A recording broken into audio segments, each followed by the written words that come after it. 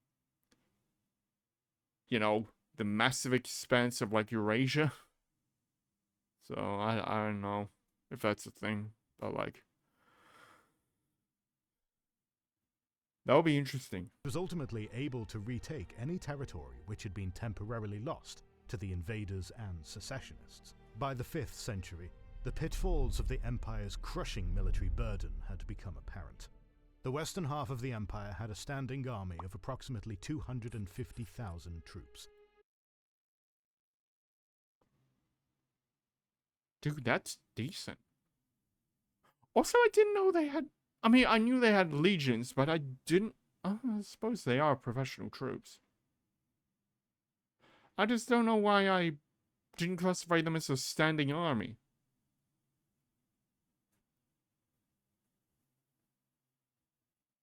Maybe the whole reason why is maybe that like basically any general who gets to Wapiti can like literally just like march his legions loyal to him to replace the current, you know, emperor if he wanted to, I guess.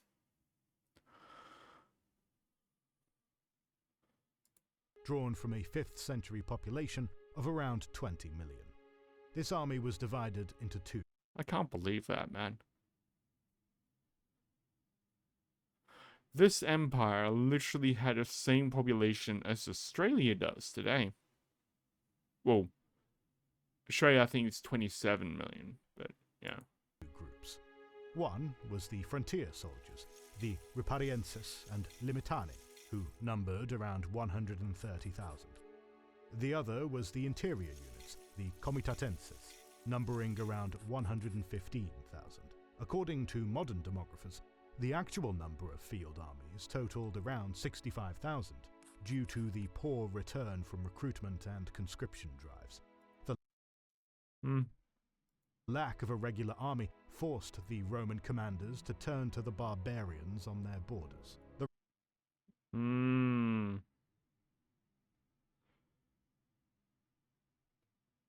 I mean, especially with how decadent the empire is becoming.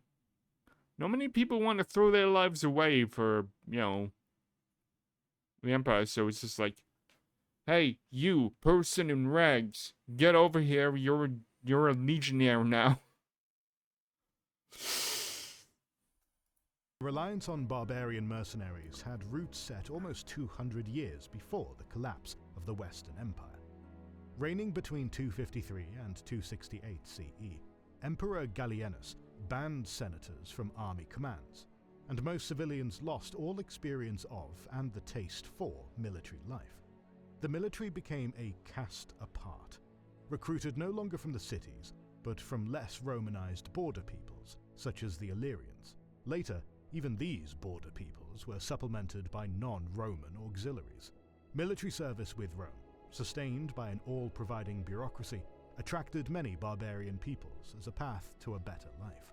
In addition to wages, uniforms, and weapons, the foreign troops were also furnished with cavalry horses reared on state stud farms, with rations of bread, wine, meat, and oil, and fodder for the horses.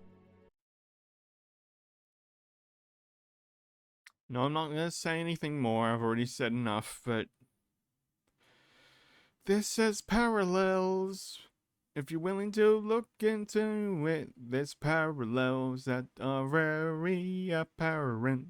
The soldiers' daily ration of approximately a kilo of bread, over 600 grams of pork, a litre of wine, and 7 centiliters of oil was all supplied by an extensive and effective network of government food stores.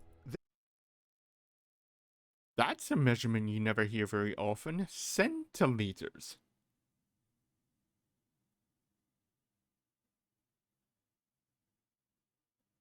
I mean, by logic, that's like 100 milliliters, right?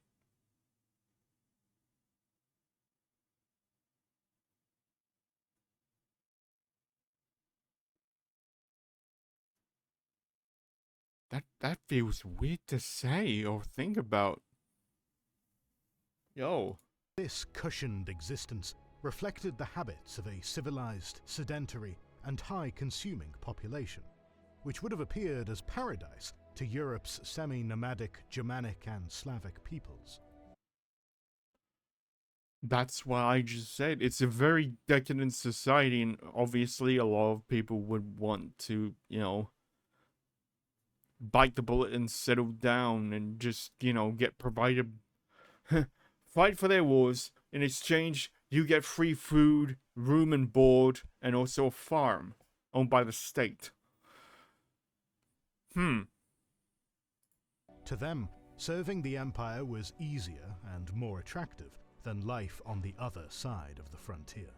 After the disaster at Adrianople in 378, populations of dubious loyalty, like the Visigoths, were enrolled in the Roman armies. This trend saw a major decline in army discipline. If the barbarians never accepted Rome's draconian discipline, Roman soldiers need not accept it either. Yeah.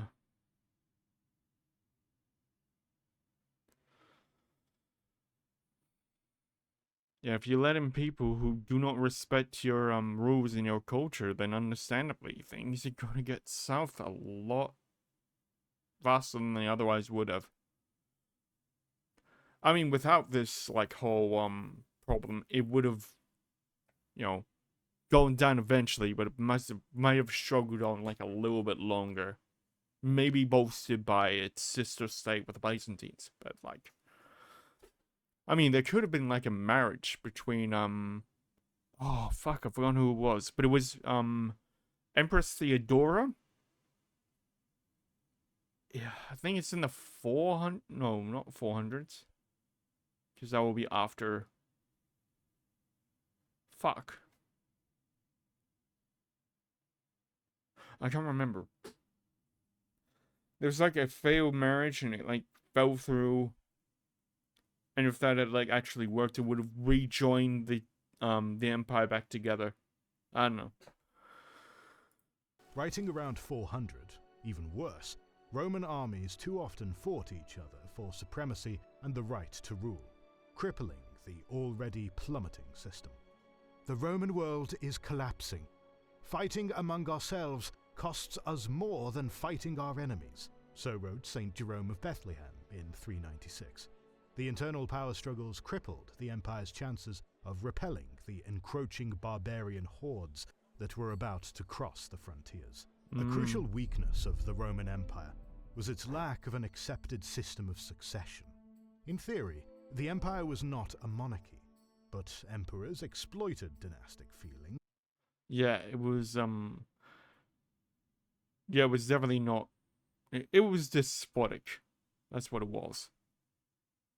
I mean, literally is where we get the name despot from. It's from Latin.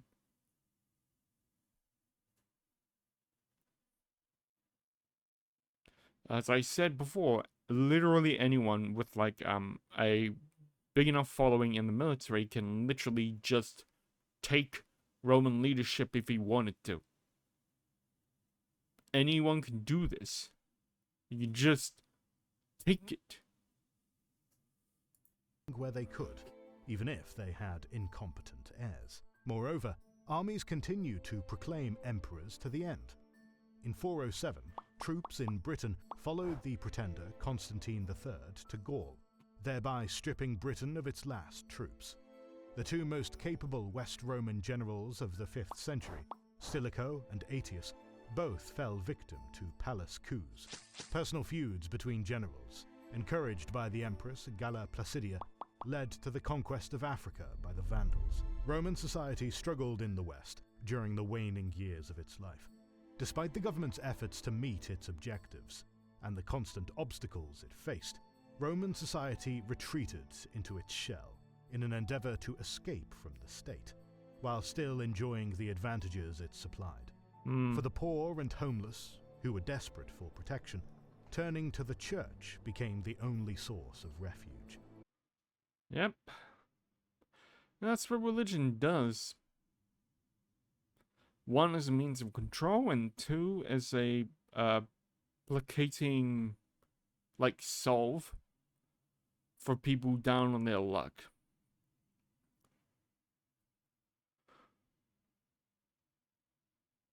It is manipulative, but you can see the benefits of it. Like, in terms of like, morale and stuff, especially at this time.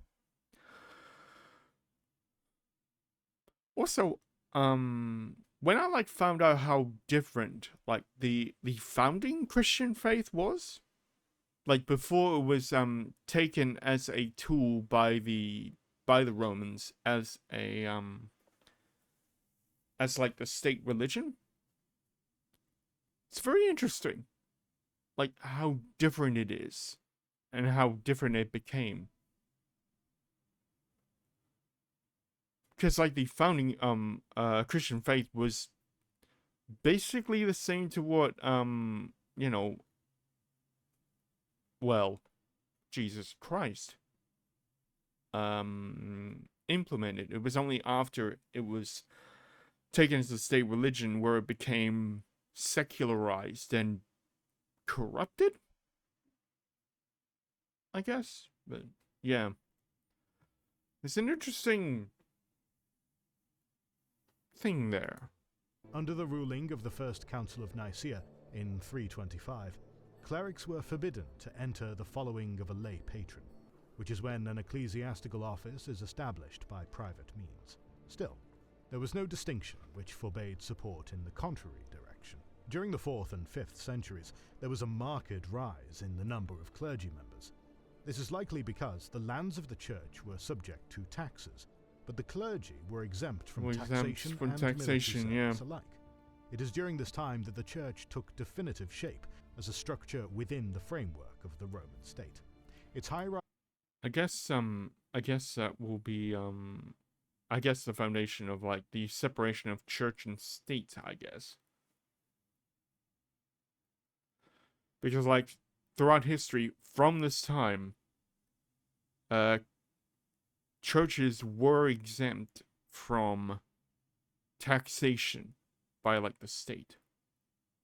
And that led to like literally how rich like the Catholic Church is now.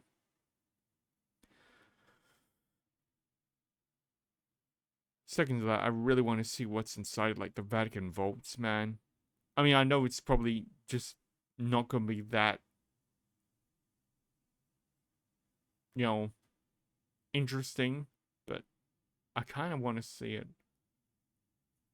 I like read like all those like conspiracy books with like Da Vinci Code by Dan Brown and all that stuff. Yeah. I just want to know that, man. Also, the Vatican libraries. Dude. Yes. Hierarchy was modeled on the civil administrative structure, so that each province had its metropolitan bishop and every civitas its bishop. The soldiers and the civilian officials now had, as their counterpart, the soldiers in the cohort of Christ, otherwise known as the clergy. Over time, the church became a patron of the poor.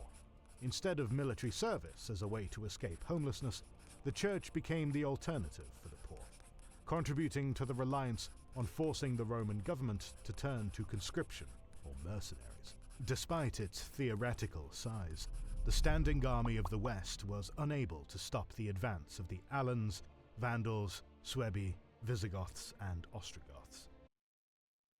The Alans? I not heard that name. What the heck is this for? I always forget to turn that off. Yeah. It's a reminder to record for the week. Yeah. Around 405, an unexpectedly harsh winter caused the Rhine to freeze, allowing hordes of barbarian peoples to cross into Roman territory. Gaul was ravaged, Rome was sacked, and despite Constantine III's efforts to regain control, the West was ultimately unable to stop their advance. The provinces of Lusitania and Hispania were occupied by the Alans and Suebi, establishing themselves as semi-independent kingdoms under imperial governance.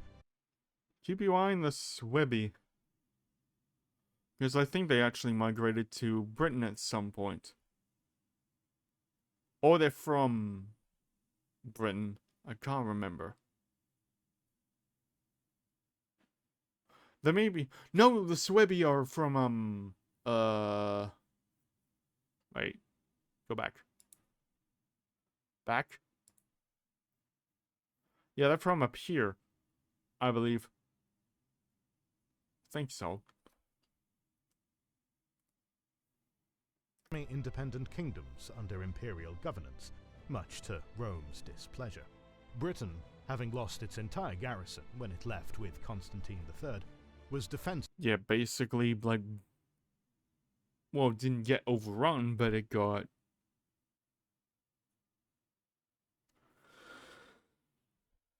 Well, just fell back into, Christian rule. Because I didn't actually know that, Constantius III was...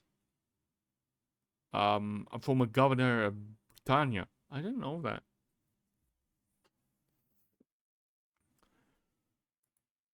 Against the heavy Saxon raids. By 410, Britain had seen the last of Roman law, and the... Yeah. The first Germanic invasion... I always forget that the first Germanic invasions were technically around the time of the Roman... when Rome was still technically around. I didn't actually remember that. The populace reverted to their native customs and armed themselves. Over the next 60 years, the West continued through its gradual collapse, unable to stem the tide. Gallia Narbonensis was conquered by the Visigoths in 426. Germania Superior fell in 475 after being conquered by the Franks. The provinces of Raetia, Noricum, Alps Graeae et Pennine, Alps Maritime, Alps Cotiae, Gallia Lugdunensis, Hispania Baetica, and Hispania Ulteria all fell, officially in 476, after the total collapse of the West.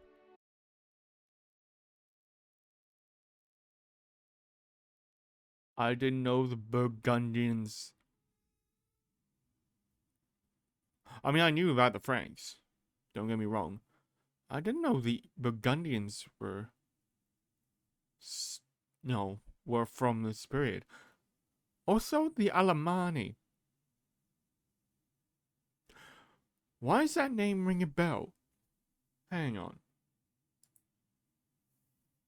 I seem to remember that.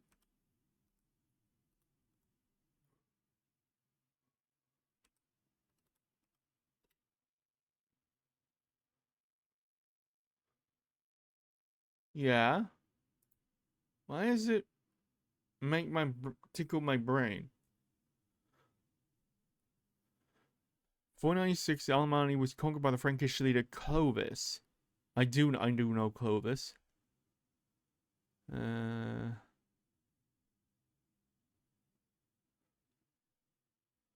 First mentioned by Cassius Dio in the context of the campaign of Roman Emperor Caracalla of 213 AD. The Alemanni captured the Agri Ducumates in 260 AD, and later expanded to present-day Alsace and northern Switzerland, leading to the establishment of the Old High German language.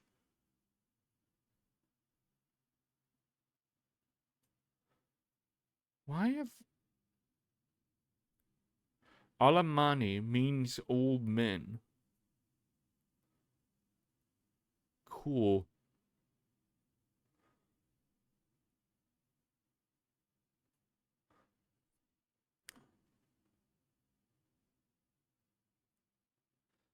Worshippers of Mars. First appearance in his Germanica Tactius does not mention the Alemanni. He uses the term Agritucumates to describe the region between the Rhine, Main, and Danube rivers. He says it once been the home of the Helvetians, which moved westward into Gaul in the time of Julius Caesar. People living there in Caesar's time are not Germanic. Why does this ring a bell, though? I don't...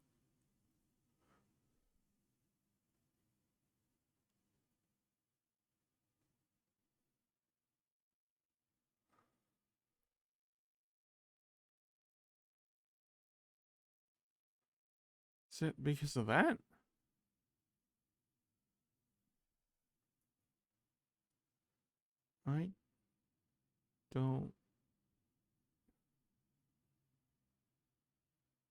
I don't know.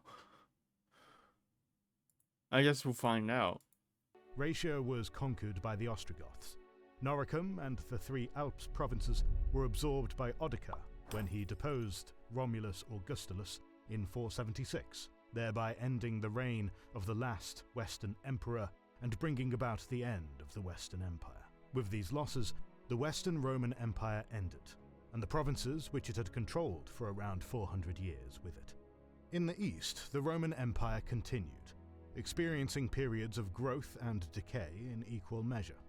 Though the term Byzantine is a modern invention given to this empire. Yeah. Which is why in most of my games I usually rename it to the Eastern Roman Empire, because that is what they were called. We just told them that because, well, actually I don't even know why.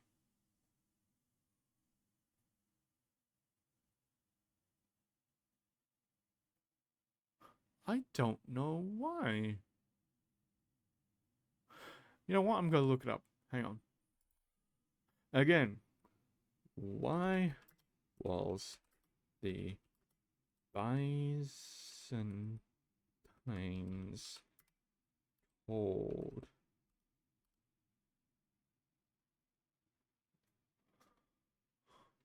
called that?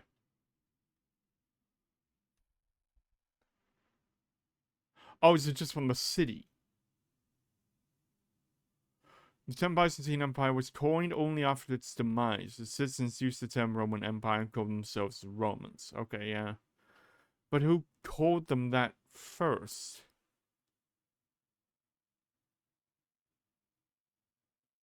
Yet the adjective Byzantine, derived from Byzantium, the name of the Greek settlement Constantinople was established on, only used to describe the inhabitants of the city. It did not refer to the empire called Romania. Roman land. Why does it sound so stupid when it's in anglicized? It's stupid. Following the empire's fall, early modern scholars refer to it by many names, including the Eastern Empire, the Low Empire, the Late Empire, the Empire of the Greeks, Empire of Constantinople, and Roman Empire.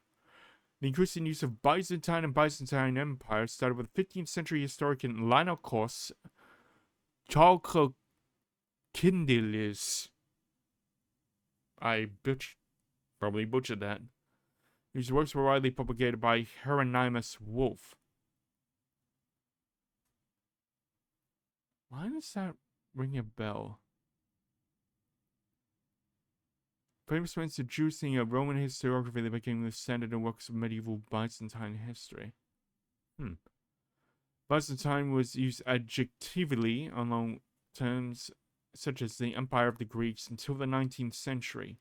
It is now the primary term, which it used to refer to all aspects of the empire. Some modern historians believe it should not be used because it was originally a prejudicial and inaccurate term.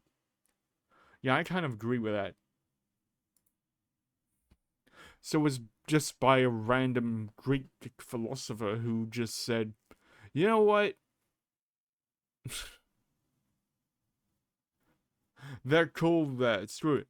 The inhabitants called themselves Romans throughout their history, and they regarded their empire as the seamless continuation of the Roman Empire. Also,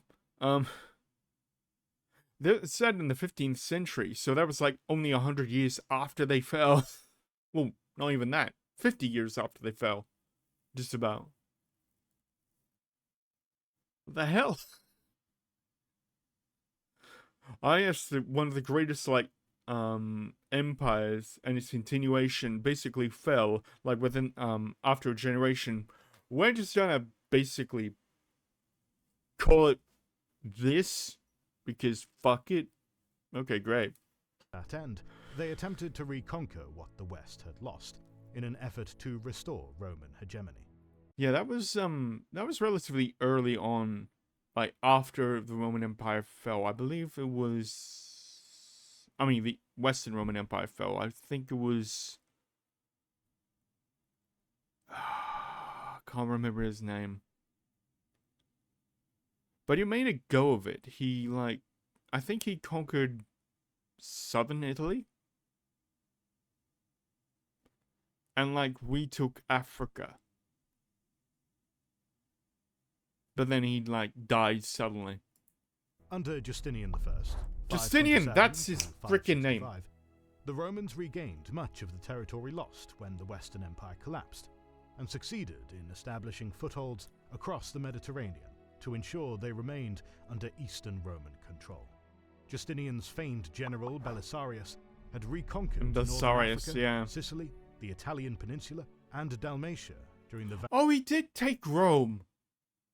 I thought he stopped, like, around here. I didn't know he took Rome. Vandalic War of 533 and the Gothic War of 535. Some of these retaken western provinces remained a part of the Eastern Roman Empire for several centuries, while others fell much sooner. Spain was reconquered by the Visigoths in 624, and North Africa fell to the Muslim conquests in 698, when Carthage was destroyed once more. Under once more. You know that whole story about Carthage being salted? That's made up. I can't remember who exactly, but that was made up. That didn't happen. Because this this whole like area was like extremely fertile. It's like the only like fertile like area of this continent, really. So they will want to like preserve this. So yeah, it's kind of stupid. Pressure internally and externally. The Muslims probably did like a more thorough job, to be honest. The Romans were unable to maintain their footholds in the provinces of old. In the east, affairs were not much better. The Muslim expansion was unstoppable, following the exhausting Byzantine-Sasanian Wars of 609 to 628. Yeah, basically,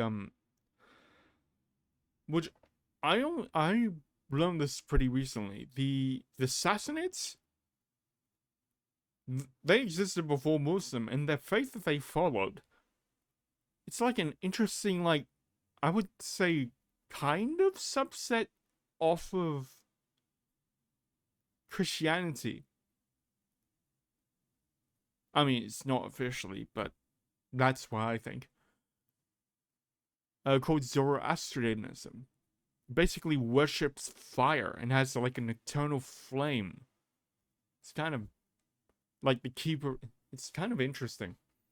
But that was all swept away by, you know, good old Muhammad, whose religion is definitely not hostile to the rest of the world. Definitely not. Nope. Not at all. Also known as the Last Great War of Antiquity. This war cost the lives of an estimated 200,000 people on both sides, and crippled their economies and material resources. Eastern Rome barely had a chance to recover before the newly united Arabs under Islam washed over the Near Eastern provinces. The Levant, which included Syria and Palestine and Mesopotamia, fell during the first Muslim expansion period between 634 to 637. Egypt fell not long after in 646, despite Roman counterattacks to retake. It was so fucking fast, man. It was so fast. Their breadbasket, and Armenia was conquered in 661. From the 7th to 11th centuries, Eastern Rome experienced a Byzantine Renaissance. Despite 47 different revolts and uprisings, the Byzantine-Arab Wars between 780 to 1180, the Bulgarian Wars between 680 to 1355, and... Well, yeah, the Bulgarians were a constant thorn on the side of the Roman Empire. Actually, the Bulgarians were, well, not Bulgarians, technically, but, like, that whole area, yeah, it was, like, I know how valid this is. This is probably, like, fits more into, like, a Ottoman-style video, but, you know. whatever. I'll keep that bit of knowledge. The East-West Schism in 1054. The empire saw significant growth in education. Hang on, was the East-West Schism only in 1054? For some reason, I thought that was earlier. Education, learning, philosophy, land reform, art, construction, and religion. Unfortunately, this could not stem the steady loss of territory to invading forces. Corsica fell in the early 8th century to Ostrogoth and Lombard raids. Sicily fell in 965 to the Muslims, and Sardinia broke apart in the mid-11th century. Also, it kind of staggers me that, like, the Visigoths kind of lost it this long.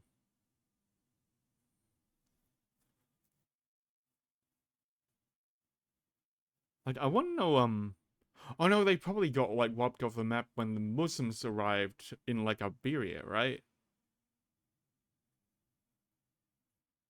Yeah, that will be around the 900s, right? I think so. 800, 900s? I think. Southern Italy, which had been under Eastern Roman control for 5 centuries up until that point, fell to the Norman invasions by 1071.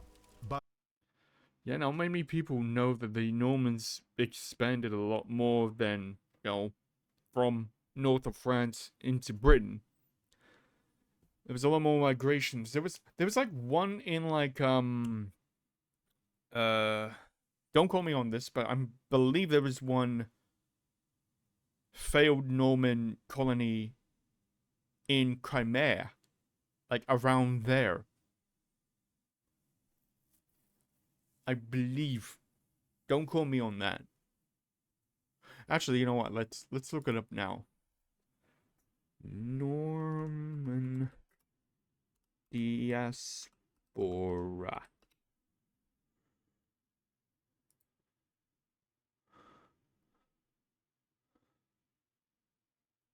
Okay, no, not Norse language. Shush, shush, shush. Yeah, Anglo, no, I know about that.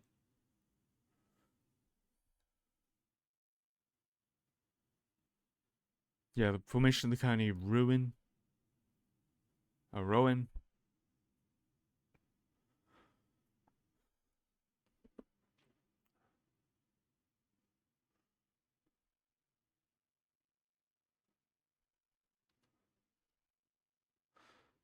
Yep, there we go. Emirates Sicily, Norman Arab, Byzantines.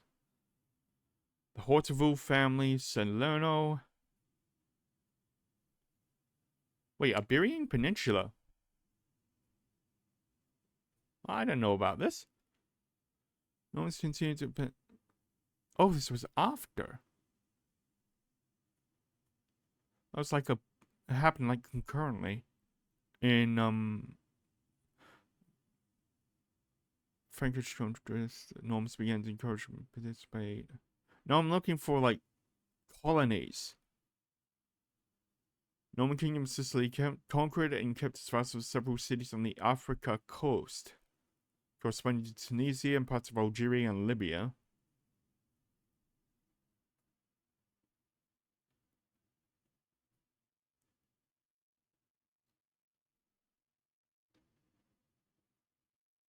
Maybe I'm... Oh, here we go. Chronological map of Norman conquests. Yep, that's, yeah, England, Wales, Scotland, Patagonia. Oh! Really? When is this?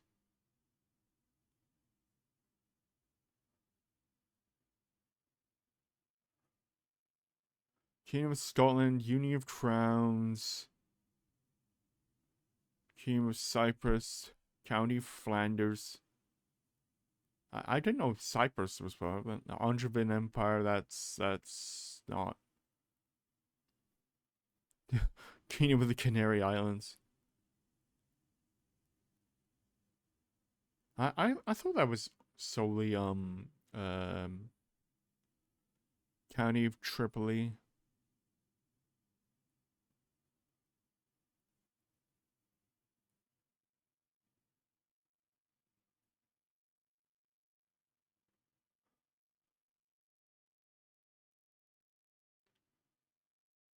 Principality of... Yeah, maybe... Okay, it does look like, my,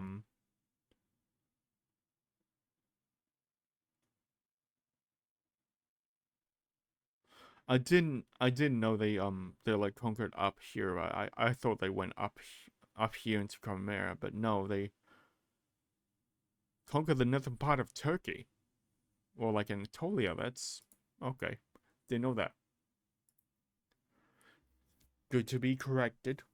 By the time Sicily fell, the golden age for the medieval Byzantine Empire had ended, whose Dukid dynasty was fighting a losing battle against the rising power of the Seljuk Turks. Following a significant Roman defeat at Manzikert in 1071, Anatolia was open to the Turks. Cappadocia was conquered in 1073. Lesser Armenia fell a few years later in 1075. Cilicia, located on the southern border of modern Turkey, rebelled against the Romans in 1080. All that remained of Asia Minor was a strip of territory near Constantinople. It was the 12th to 15th centuries that truly saw the doom and decline of Eastern Rome. This was a time when a number of military nobles carved out more or less independent domains for themselves, which added further to the general disorder coursing through the empire. Everything that mattered happened in Europe, and what happened was a series of catastrophes for Byzantium. The internal political history was a sequence of coups d'etats, beginning with the seizing of power by Andronikos I, followed by the weak reigns of the Angelos emperors, who had a penchant for blinding and imprisoning their own brothers. Under these conditions, the empire could not prevent the disintegration of its Balkan domains.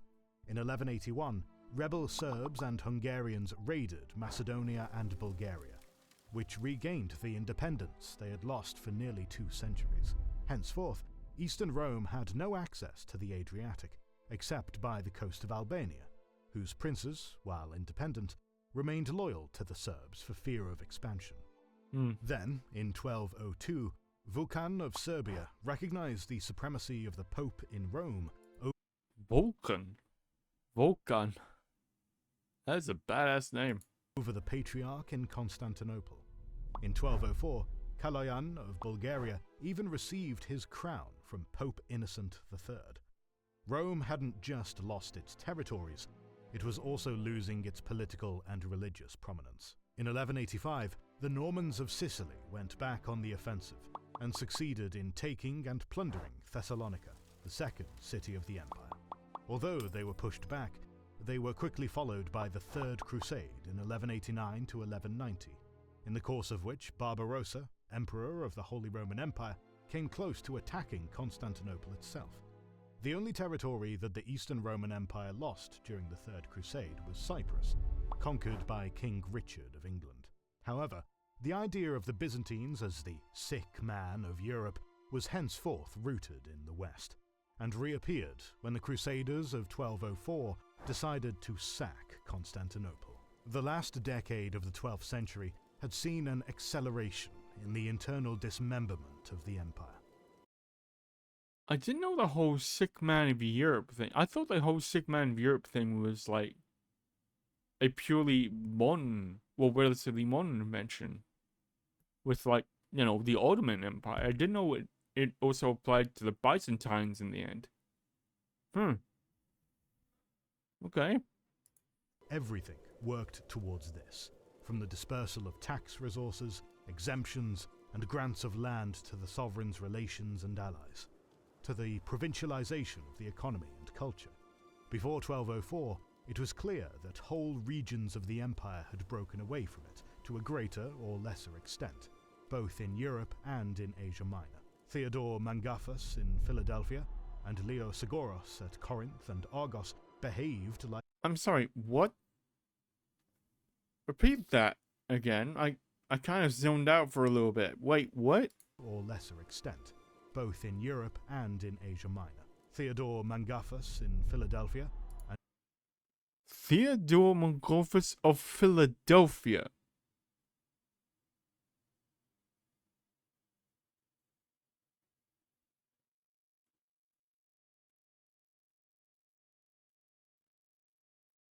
I'm sorry, I need a...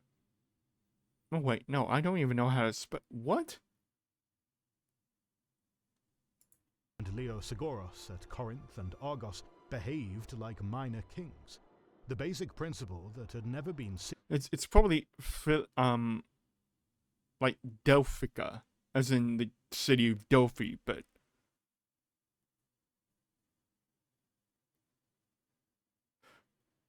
that threw me for a loop a little bit.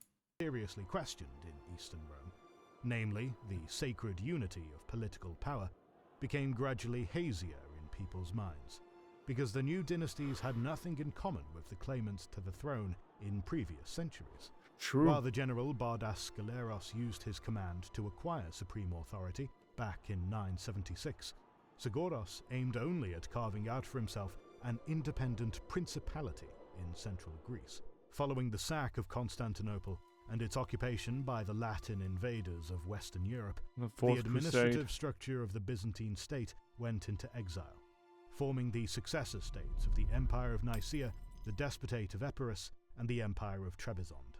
In 1261, the Nicaean Empire would eventually go on to recapture Constantinople, starting a short-lived revival of Roman fortunes. Before long, civil wars plagued the crippled empire between 1321 and 1347, sabotaging the manpower and economic output it was already incapable of. These civil wars also allowed the exploitation of the empire's fringe territories by the emerging Second Serbian Empire, which conquered Thessaly and Epirus in 1348. Unfortunately for the descendants of the Romans, their fortunes only went from bad to worse. The emerging Ottoman Empire crossed there they are into Europe via Gallipoli, following a devastating earthquake that forced the inhabitants to abandon the site. The Ottoman Sultan, Orhan, conquered the fortress in 1354, giving them access to the Balkans and wider Europe. The Ottomans defeated and conquered the Second Serbian Empire, subjugating it as a vassal. Following the inconclusive Battle of Kosovo in 1389, which left Ottoman resistance debilitated, the Balkans became dominated by the Ottomans. Within 10 years, Roman Thrace fell, including the city of Adrianople in 1369. Eastern Rome was now surrounded on all sides by an enemy that wanted to conquer it. The final century of Eastern Rome's survival was achieved largely through effective diplomacy and fortunately timed events. The Ottomans continued their expansion into Europe, taking Thessalonica in 1387. Sultan Bayezid I besieged Constantinople in 1394, but the city was spared due to the warlord Timur, who defeated and killed Bayezid in battle in 1402. Eventually,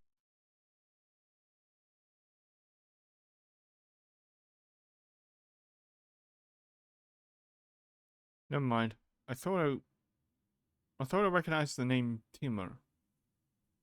I don't know.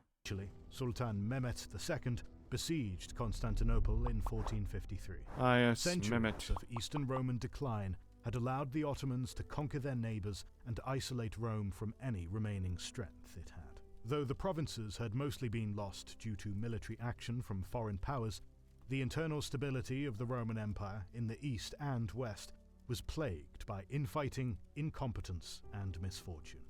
Had any number of events played out differently, the Roman civilization might have survived longer. Instead, on the 29th of May, 1453, the capital of the Eastern Roman Empire was captured. The defenders had been made up of Genoese mercenaries, Venetian volunteers, and retinues from the Papal States, the Kingdom of Sicily, and the Crown of Aragon. They made a valiant but fruitless effort to halt the Ottoman army, which greatly outnumbered them. I mean, how can you? I mean, don't be deceived by like the animation. These are boulders that they launched out of cannons about 2/3 the size of human. They're like about a meter wide in circumference. Well, not circumference, in radius. Diameter. That's the one. Diameter. These are granite boulders. Like, how can you come up against that? You can't. There, in the streets of the city founded over 1,000 years earlier, Emperor Constantine XI cast aside his crown and purple regalia and led his remaining soldiers in a final charge against the Ottoman lines. Okay, I didn't know he did that. He just said, fuck it, I'm gonna fight these demons myself. Okay, that's badass. I didn't know that. Perishing in the streets along with his men. With his death, 2,206 years of uninterrupted Roman presence in the Mediterranean came to an end. More videos on the life and society of the ancient Romans are on the way. To make sure you don't miss them, please consider liking, commenting, and sharing. It helps immensely. Our videos wouldn't be possible without our kind patrons and YouTube channel members, whose ranks you can join via the links in the description. To learn our schedule, get early access to our videos, access our private Discord, and much more. This is the Kings and Generals channel, and we'll catch you on the next one. Dude. Whenever I read about or like watch anything to do with the Roman Empire's fall, I always get a bit emotional. Why does that happen? I mean, I do know why it happens. But, dude. It does genuinely upset me.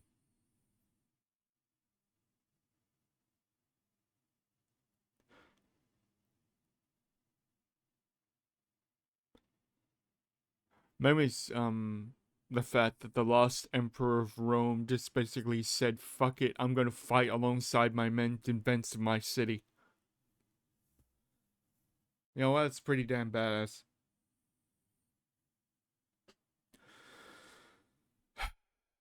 Anyway. Hope you enjoy this react. Check out the channel Kings and Generals. They're reasonably good. And their sister channel, hang on. Let me just get this back. They have a sister channel that like explains like law and stuff. Ooh. They have one on the Pacific War. Dude. How many people like, you know, focus on the Pacific side of World War II? And also, I see in my analytics I have a lot of Filipinos in my at my watch time, so welcome. Maybe I do like kind of this, because, you know, not many people know what happened in like Pacific. I mean, aside from the obvious Pearl Harbor and Midway. And also the two suns that lit up Japan. Where are they? They have a sister channel. Yeah, Wizards and Warriors.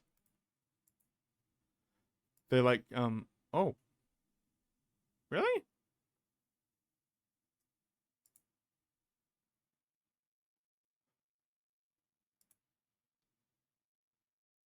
Do they not have that anymore? Okay.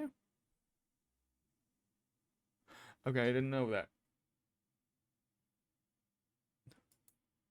Maybe they got hacked. That would be sad. Yeah. Hope you guys have a wonderful rest of your day. We'll probably react to more, history, esque videos, but really, the videos are basically just whatever I find useful. I mean, ooh. Dude, I already see another one. You find out what it is